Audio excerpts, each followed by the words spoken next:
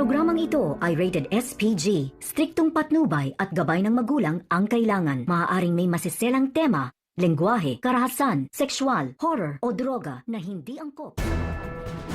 Mga kabatang Quiapo, kumusta at welcome back sa aking munting channel. Narito ang aabangan natin na hindi nyo dapat papalampasin sa EPJ Batang Quiapo. Nagising na si Ramon at nag-uusap sila ni Lucio. Sinabi ni Lucio kay Ramon na uubusin ang lahi ng Montenegro. Natawa na lang si Ramon at sinabi niya kay Lucio na hindi nila kakayanin ang anak niyang si Tanggol. Talang nag-uusap si Tanggol at Enteng.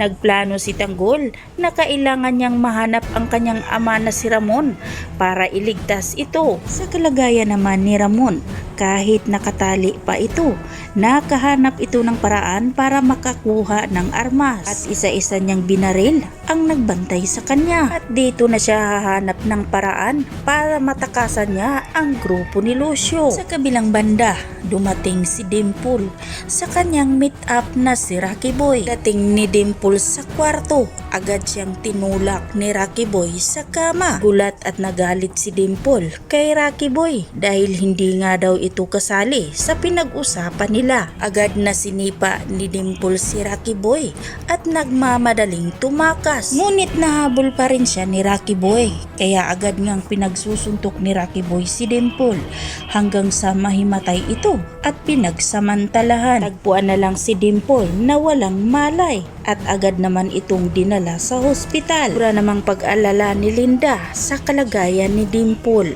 Agad namang pinaalam sa doktor na unconscious pa ang kondisyon ni Dimple dahil sa pamumugbog nito. Pinangako ni Punggay sa kanyang lola Flore na hahanapin at pagbabayarin niya ang taong may sala at dapat niya itong pagbabayaran ang ginawa niya kay Dimple. Pinakialaman ni Punggay ang cellphone ni Dimple at doon niya nalaman ang huling nakausap na tao ni Dimple. Pinausap ni Punggay ang huling nakausap ni Dimple para mahuli niya ito, ang taong salarin. Samantalang nakita ni Tanggol si Divina at sinusundan niya ito kung saan umuwi hanggang nakarating na si Divina sa kanyang pinag-uuwian.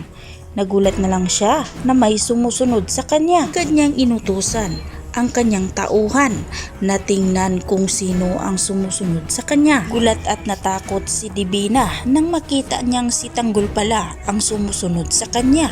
Kaya agad nga itong tumakbo pa palayo. Nang lumabas na ang tauhan ni Divina, agad na pinagsusuntok ni Tanggol ang tao hanggang sa hindi na ito makalaban pa sa kanya. Samantalang dumating si Punggay sa kinaroroonan ni Rocky Boy at nagpanggap itong isang bayaran. Agad siyang hinablot ni Rocky Boy at hinaras, kaya tinanong niya kung ano ang nangyayari. Sinagot siya ni Rocky Boy na magrurumulan sila. Hindi nagpatinag si Punggay. Lumaban siya kay Rocky Boy. Ngunit hindi kaya ni Punggay ang mga galaw ni Rocky Boy. Biglang dumating si Tanggol para tulungan si Punggay. Agad niyang pinagsusuntok at binugbog si Rocky Boy. Habang si Punggay ay iniisa-isa niyang pinagbabaril ang mga tauhan ni Rocky Boy. Habang patuloy na pinagbubugbog ni Tanggol si Rocky Boy, tinanong niya ito kung nasaan si Divina. Sinagot din ng tanong ni Rocky Boy si Tanggol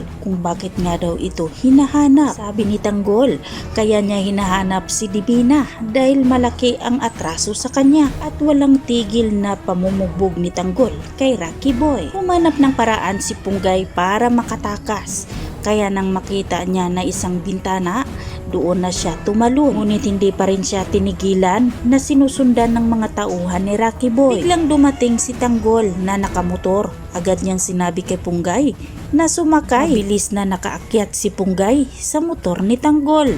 Habang nagpatakbo si Tanggol, pinagbabaril naman ni Punggay ang sumusunod sa kanila. Ngunit nagbabanta itong si Rocky Boy kay Tanggol. Nahahanapin niya si Tanggol at maghihiganti at papatayin niya si Tanggol kapag magkita sila ulit. Ngayong magkakampi na si Punggay at Tanggol, tutulungan kaya ni Punggay na mahanap ni Tanggol ang kanyang ama na si Ramon? Yan ang ating pakatutukan, mga kaibigan. dito lang sa EPJ Batang Quiapo. At huwag po sana ninyong kalimutan na i-like, i-share at pahingi na rin ng isang subscribe. Maraming salamat!